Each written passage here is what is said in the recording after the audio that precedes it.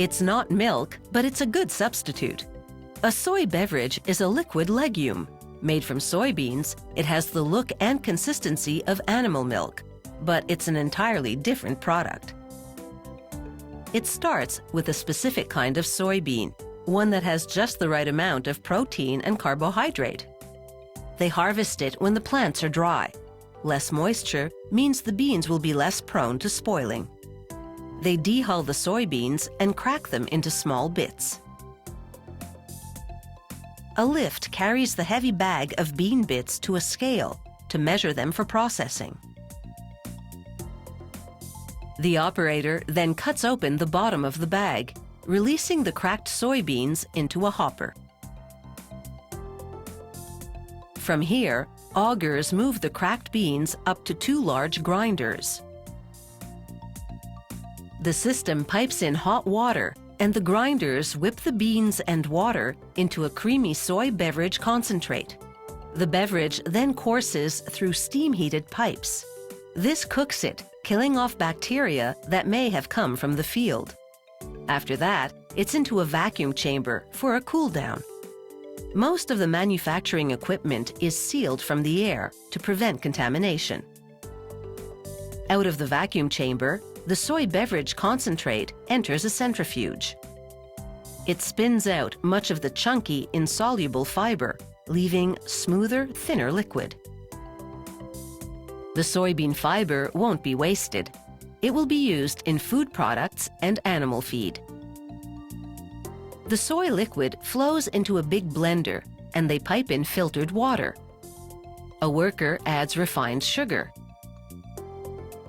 vanilla extract, as well as various vitamins and minerals. He closes the lid while the blender mixes the ingredients into a frothy soy beverage. The soy beverage exits the blender and flows into a huge storage tank, where an agitator maintains the suspension of the various ingredients to keep them well mixed. The tank is also refrigerated to preserve the beverage while it's held for testing. The operator takes a sample and measures the solids to determine if the consistency and the nutritional value of the beverage are on target. With his approval, the beverage is released from the tanks. It flows through pipes injected with very hot steam. This kills off any microorganisms that remain.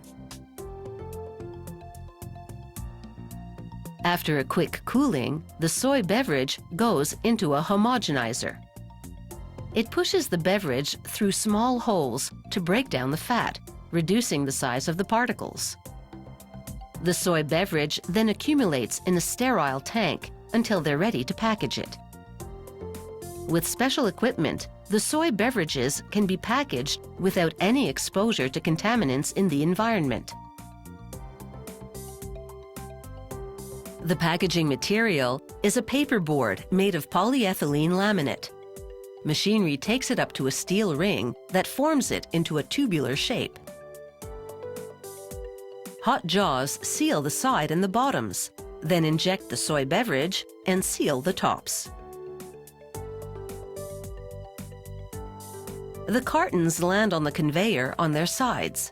They're liquid tight at this point, so nothing spills.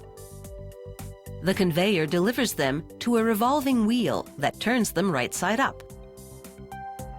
Now oriented correctly, they ride a winding conveyor to a capping station.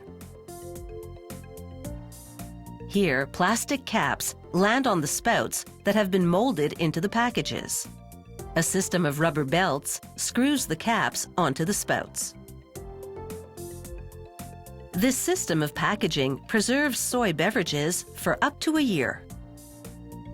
But of course, it may not be on the shelf for long, because someone is always looking for a dietary alternative.